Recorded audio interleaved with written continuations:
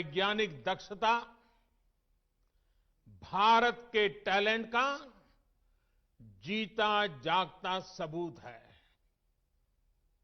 ऐसी ही उपलब्धियों के लिए राष्ट्रकवि रामधारी सिंह दिनकर जी ने कहा था, मानव मानव जब जोर लगाता है पत्थर पानी बन जाता है।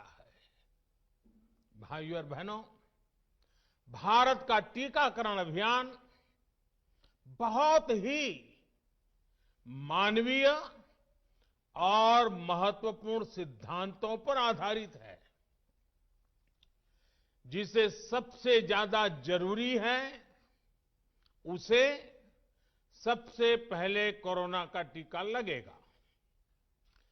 जिसे कोरोना संक्रमण का रिस्क सबसे ज्यादा है उसे पहले टीका लगेगा।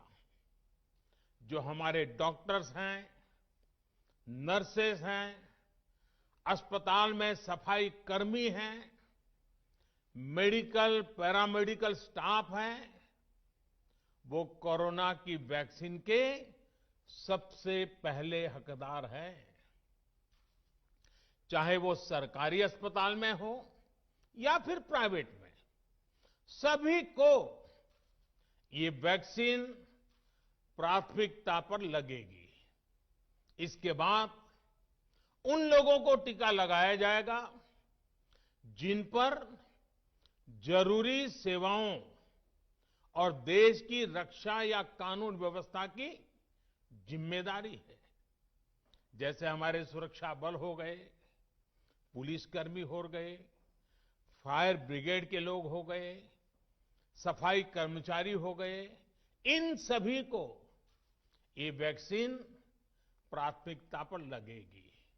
और मैंने जैसा पहले भी कहा है, इनकी संख्या करीब करीब 3 करोड़ होती है। इन सभी के वैक्सीनेशन का खर्च भारत सरकार द्वारा उठाया जाएगा। साथियों, इस टीकाकरण अभियान की पुख्ता तैयारियों के लिए राज्य सरकारों के सहयोग से देश के कोने कोने में ट्रायल्स किए गए हैं, ड्राई रन्स हुए हैं। विशेष तौर पर बनाए गए कोविन डिजिटल प्लेटफॉर्म में टीकाकरण के लिए रजिस्ट्रेशन से लेकर ट्रैकिंग तक की व्यवस्था है। आपको पहला टीका लगने के बाद दूसरी डोज कब लगेगी, इसकी जानकारी भी आपके फोन पर दी जाएगी। और मैं सभी देशवासियों को ये बात फिर याद दिलाना चाहता हूं कि कोरोना वैक्सीन की 2 डोज लगनी बहुत जरूरी है। एक डोज ले लिया और फिर भूल गए, ऐसा गलती मत करना।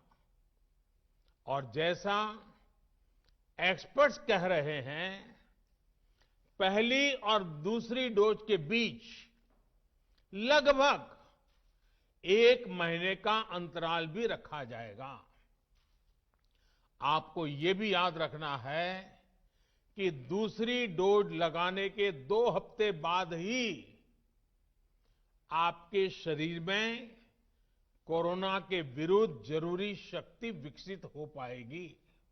इसलिए टीका लगते ही आप असावधानी बरतने लगें, मास्क निकालकर रख दें, 2 गज की दूरी भूल जाएं, ये सब मत करिएगा। मैं प्रार्थना करता हूं, मत करिएगा। और मैं आपको एक और चीज बहुत आग्रह से कहना चाहता हूं। जिस तरह धैर्य के साथ आपने कोरोना का मुकाबला किया, वैसे ही धैर्य अब वैक्सीनेशन के समय भी दिखाना है। साथियों, इतिहास में इस प्रकार का और इतने बड़े स्तर का टीकाकरण अभियान पहले कभी नहीं चलाया गया है। ये अभियान कितना बड़ा है, इसका अंदाज आप सिर्फ पहले चरण से ही लगा सकते हैं।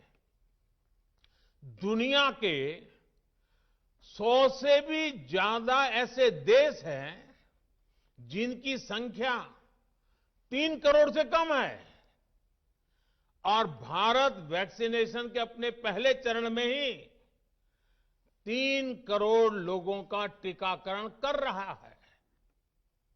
दूसरे चरण में हमें इसको 30 करोड़ की संख्या तक ले जाना है। जो बुजुर्ग हैं, जो गंभीर बीमारी से ग्रस्त हैं, उन्हें वो अगले चरण वाले चरण में टीका लगेगा।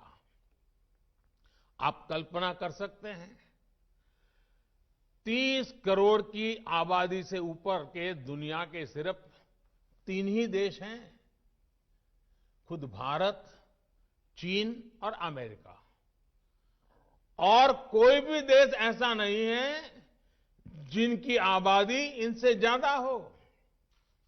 इसलिए भारत का टीकाकरण अभियान इतना बड़ा है, और इसलिए ये अभियान भारत के सामर्थ्य को दिखाता है। और मैं देशवासियों को एक और बात कहना चाहता हूं। हमारे वैज्ञानिक, हमारे एक्सपर्ट्स जब दोनों मेड इन इंडिया वैक्सीन की सुरक्षा और प्रभाव को लेकर आश्वस्त हुए, तभी उन्होंने इसके इमरजेंसी उपयोग की अनुमति दी है। इसलिए देशवासियों को किसी भी तरह के प्रोपेगेंडा, अफवाहें, दुष्प्रचार से बचकर रहना है। साथियों, भारत के वैक्सीन वैज्ञानिक, हमारा मेडिकल सिस्टम भारत की प्रक्रिया की पूरे विश्व में बहुत विश्वसनीयता है और पहले से है। हमने ये विश्वास अपने ट्रैक रिकॉर्ड से हासिल किया है। मेरे प्यारे देशवासियों, हर हिंदुस्तानी इस बात का गर्व करेगा कि दुनिया भर के करीब 60% बच्चों को जो जीवन रक्षक टीके लगते हैं, वो भारत में ही बनते हैं। भारत की सख्त वैज्ञानिक प्रक्रियाओं से ही होकर के गुजरते हैं। भारत के वैज्ञानिकों को और वैक्सीन से जुड़ी हमारी विशेषज्ञता पर दुनिया का ये विश्वास made in India corona vaccine में और मजबूत होने वाला है। इसकी कुछ और खास बातें हैं जो आज मैं देशवासियों को जरूर बताना चाहता हूं। ये भारतीय वैक्सीन विदेशी वैक्सीनों की तुलना में बहुत सस्ती हैं और इनका उपयोग भी उतना ही आसान है।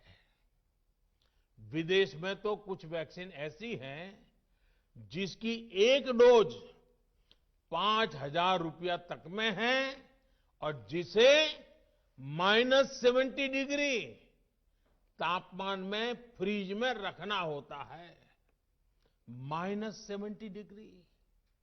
वहीं भारत की वैक्सीन ऐसी तकनीक पर बनाई गई हैं जो भारत में बरसों से ट्राइड और टेस्टेड है।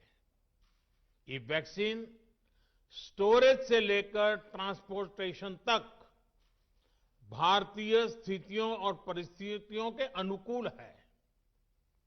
यही वैक्सीन अब भारत को कोरोना के खिलाफ लड़ाई में निर्णायक जीत दिलाएगी।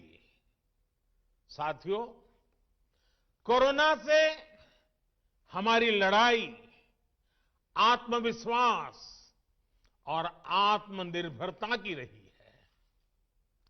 इस मुश्किल लड़ाई से लड़ने के लिए हम अपने आत्मविश्वास को कमजोर नहीं पड़ने देंगे। ये प्रण हर भारतीय में दिखाई दिया है।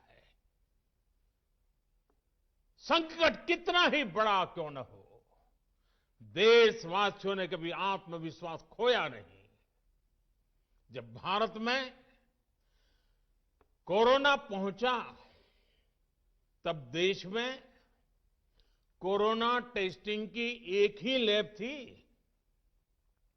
हमने अपने सामर्थ्य पर विश्वास रखा और आज 2300 से ज्यादा लैब्स का नेटवर्क हमारे पास है। शुरुआत में हम mask, PPE kit, testing kits, ventilators जैसे जरूरी सामान के लिए भी विदेशों पर निर्भर थे।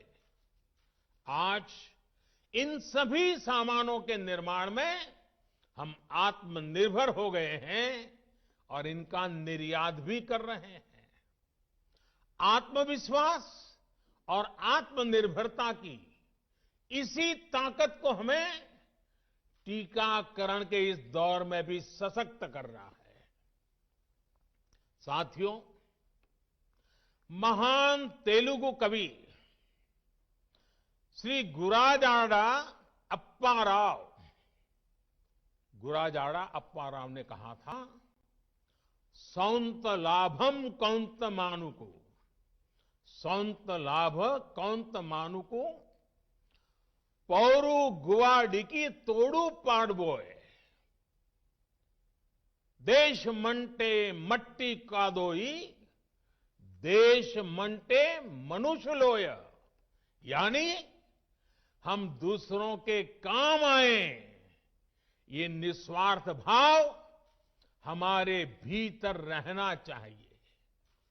राष्ट्र सिर्फ मिट्टी, पानी, कंकड़, पत्थर से नहीं बनता, बल्कि राष्ट्र का अर्थ होता है हमारे लोग।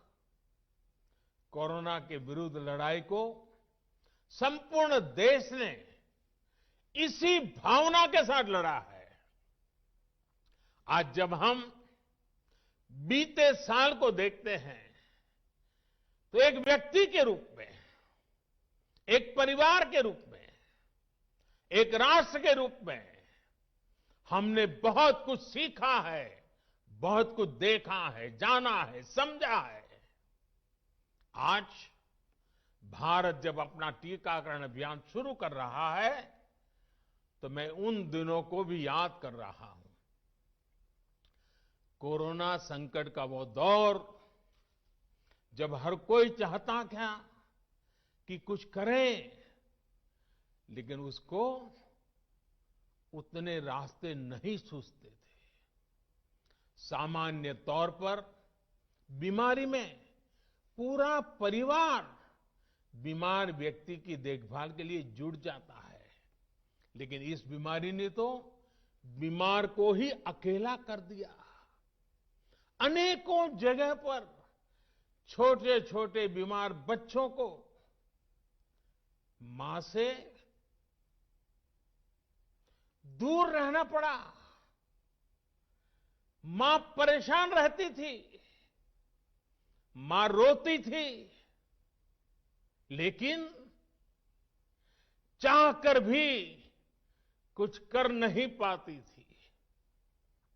बच्चे को अपनी गोद में नहीं ले पाती थी। कहीं बुजुर्ग पिता अस्पताल में अकेले अपनी बीमारी से संघर्ष करने को मजबूर थे। संतान चाहकर भी उसके पास नहीं जा पाती थी। जो हमें छोड़कर चले गए, उनको परंपरा के मुताबिक वो विदाई भी नहीं मिल सकी जिसके वो हकदार थे।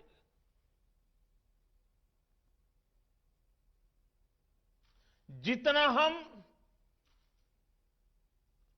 उस समय के बारे में सोचते हैं, मन सिहर जाता है,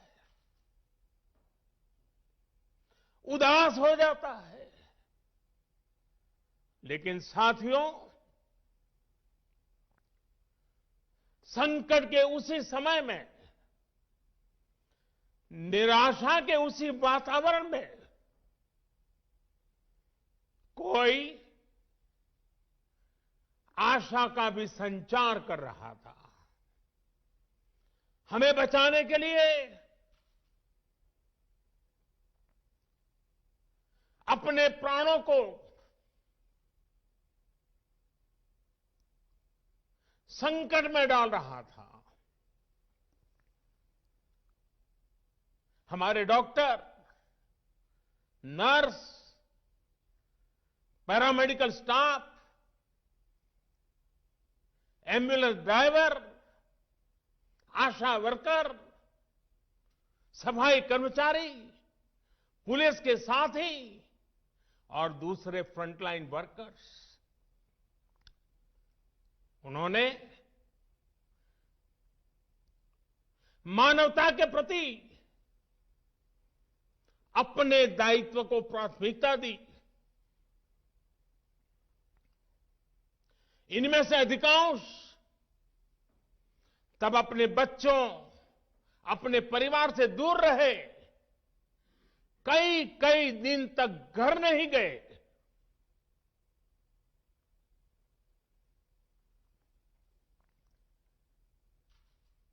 सैकड़ों साथी ऐसे भी हैं जो कभी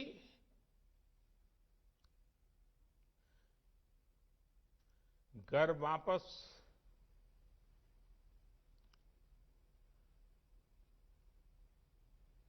लौट ही नहीं आ पाए। उन्होंने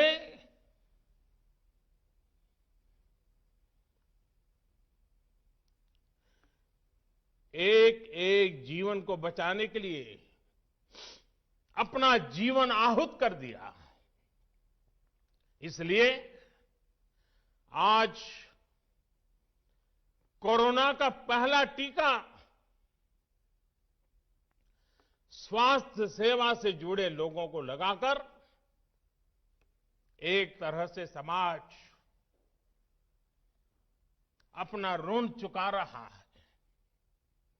ये टीका उन सभी साथियों के प्रति कृतज्ञ राष्ट्र की आदरांजलि भी है। भाइयों और बहनों, मानव इतिहास में अनेक विपदाएं आई, महामारियां आई, भीषण युद्ध हुए, लेकिन कोरोना जैसी चुनौती की किसी ने कल्पना नहीं की थी।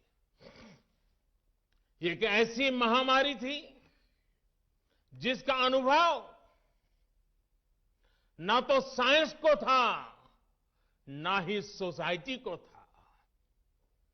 तमाम देशों से जो तस्वीरें आ रही थी, वो खबरें आ रही थी, वो पूरी दुनिया के साथ साथ हर भारतीय को विचलित कर रही थी। ऐसे हालात में दुनिया के बड़े बड़े एक्सपर्ट्स भारत को लेकर तमाम आशंकाएं जता रहे थे। लेकिन साथियों, भारत की जिस बहुत बड़ी आबादी को हमारी कमजोरी बताया जा रहा था,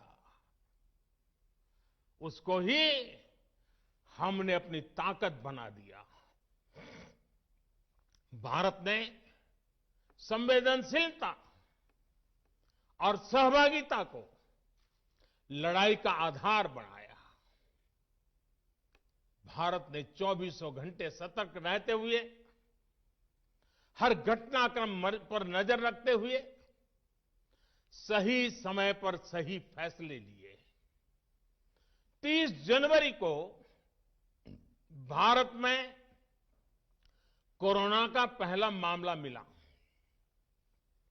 लेकिन इसके 2 सप्ताह से भी पहले भारत एक हाई लेवल कमिटी बना चुका था।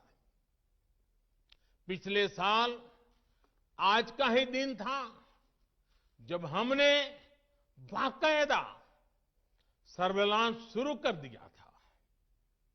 17 जनवरी 2020 वो तारीख थी जब भारत ने अपनी पहली एडवाइजरी जारी कर दी थी।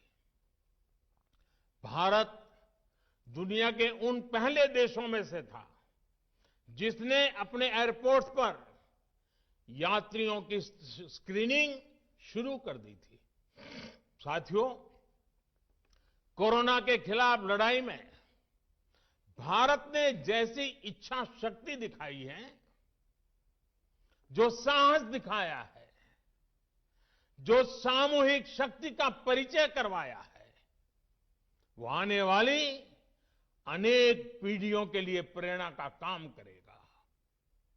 याद कीजिए, जनता कर्फ्यू कोरोना के विरुद्ध हमारे समाज के संयम और अनुशासन का भी परीक्षण था, जिसमें हर देशवासी सफल हुआ।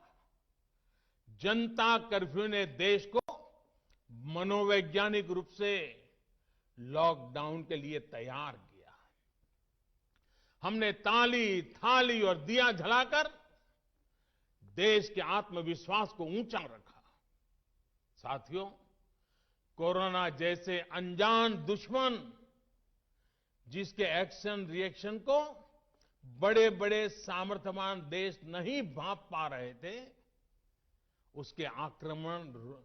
उसके संक्रमण को रोकने का सबसे प्रभावी तरीका ही यही था कि जो जहां है वो वहीं रहे।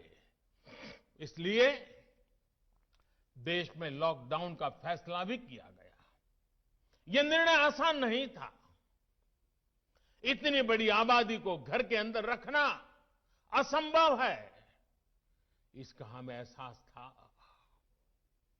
और यहां तो देश में सब कुछ बंद होने जा रहा था, लॉकडाउन होने जा रहा था। इसका लोगों की रोजी रोटी पर क्या प्रभाव पड़ेगा, अर्थव्यवस्था पर क्या प्रभाव पड़ेगा, इसका आकलन भी हमारे सामने था। लेकिन देश ने जान है तो जहान है के मंत्र पर चलते हुए प्रत्येक भारतीय का जीवन बचाने को सर्वोच्च प्राथमिकता दी।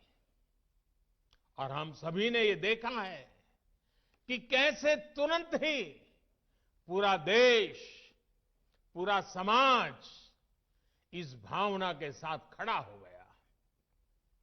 अनेकों बार छोटी छोटी लेकिन महत्वपूर्ण चीजों की जानकारी देने के लिए मैंने भी अनेक बार देशवासियों के साथ सीधा संवाद किया। एक तरफ जहां गरीबों को मुफ्त भोजन की व्यवस्था की गई, तो वहीं दूध, सब्जी, राशन, गैस, दवा ऐसी जरूरी चीजों की सुचारू आपूर्ति सुनिश्चित की गई। देश में व्यवस्थाएं ठीक से चले, इसके लिए गृह मंत्रालय ने 24/7 कंट्रोल रूम शुरू किया, जिस पर हजारों कॉल्स का जवाब दिया गया, लोगों को समाधान दिया गया। साथियों, कोरोना के विरुद्ध इस लड़ाई में हमने कदम कदम पर दुनिया के सामने उदाहरण प्रस्तुत किया है। ऐसे समय में जब कुछ देशों ने अपने नागरिकों को चीन में बढ़ते कोरोना के बीच छोड़ दिया था, तब भारत चीन में फंसे हर भारतीय को वापस लेकर आया और सिर्फ भारत के ही नहीं, हम कई दूसरे देशों के नागरिकों को भी वहां से वापस निकाल करके लाए। कोरोना काल में वंदे भारत मिशन के तहत 35 लाख से ज्यादा भारतीयों को विदेशों से भारत लाया गया।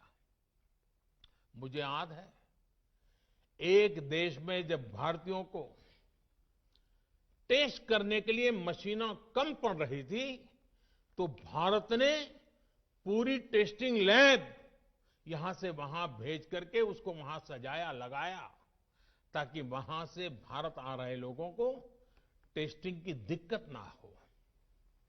साथियों, फौज से लेकर किसानों और श्रमिकों तक सभी एक संकल्प के साथ कैसे काम कर सकते हैं, ये भारत ने दिखाया है। 2 गज की दूरी और मास्क है जरूरी, उस पर फोकस करने वालों में भी भारत अग्रणी देशों में रहा। भाइयों और बहनों, आज इन्हीं सब प्रयासों का परिणाम है कि भारत में कोरोना से होने वाली मृत्यु की दर कम है और ठीक होने वालों की दर बहुत अधिक है। देश के कई जिले ऐसे हैं जहां एक भी व्यक्ति को हमें कोरोना की वजह से खोना नहीं पड़ा। इन जिलों में हर व्यक्ति कोरोना से ठीक होने के बाद अपने घर पहुंचा है। बहुत से जिले ऐसे भी हैं जहां बीते 2 सप्ताह से कोरोना संक्रमण का एक भी केस नहीं आया है। जहां तक कि लॉकडाउन के से प्रभावित अर्थव्यवस्था की रिकवरी में भी भारत दुनिया में आगे निकल रहा है। भारत उन गिने चुने देशों में है जिसने मुश्किल के बावजूद दुनिया के 150 से ज्यादा देशों में जरूरी दवाएं और जरूरी मेडिकल सहायता पहुंचाई। पैरासीटामोल हो, हाइड्रोक्सी क्लोरोक्विन हो, टेस्टिंग से जुड़ा सामान हो, भारत ने दूसरे देश के लोगों को भी बचाने की हर संभव कोशिश की। हमारे अनुभव का लाभ मिलेगा। भारत की वैक्सीन, हमारी उत्पादन क्षमता पूरी मानवता के हित में काम आए, ये हमारी प्रतिबद्धता है। भाइयों और बहनों, ये टीकाकरण अभियान अभी लंबा चलेगा। हमें जन जन के जीवन को बचाने में योगदान देने का मौका मिला है और इसलिए इस अभियान से जुड़ी प्रक्रिया को, उस प्रक्रिया का हिस्सा बनने के लिए भी देश में वॉलेंटियर आगे आ रहे हैं। मैं उनका स्वागत करता हूं और भी अधिक वॉलेंटियर्स को मैं अपना समय इस सेवा कार्य में जोड़ने के लिए जरूर आग्रह करूंगा। हां, जैसा मैंने पहले कहा, मास्क, 2 गज की दूरी और साफ सफाई ये टीके के दौरान भी और बाद में भी जरूरी रहेंगे। टीका लग गया तो उसका अर्थ ये नहीं कि आप कोरोना से बचाव के दूसरे तरीके छोड़ दें। अब हमें नया प्रण लेना है। दवाई भी, कड़ाई भी। दवाई भी, कड़ाई भी। आप सभी स्वस्थ रहें, इसी कामना के साथ इस टीकाकरण अभियान के लिए पूरे देश को बहुत बहुत शुभकामनाएं देता हूं। देश के वैज्ञानिकों का, रिसर्चर्स का, लैब में जुड़े हुए सब लोगों का, जिन्होंने पूरे साल एक ऋषि की तरह अपनी लैब में जीवन खपा दिया और ये वैक्सीन देश और मानवता को दी है, मैं उनको भी विशेष रूप से अभिनंदन करता हूं उनका आभार व्यक्त करता हूं। मेरी आप सबको बहुत बहुत शुभकामनाएं हैं। आप जल्द इसका लाभ उठाएं, आप भी स्वस्थ रहें, आपका परिवार भी स्वस्थ रहें, पूरी मानव जात इस संकट की घड़ी से बाहर निकले और स्वस्थता हम सबको प्राप्त हो, इसी एक कामना के साथ आप सबका बहुत बहुत धन्यवाद।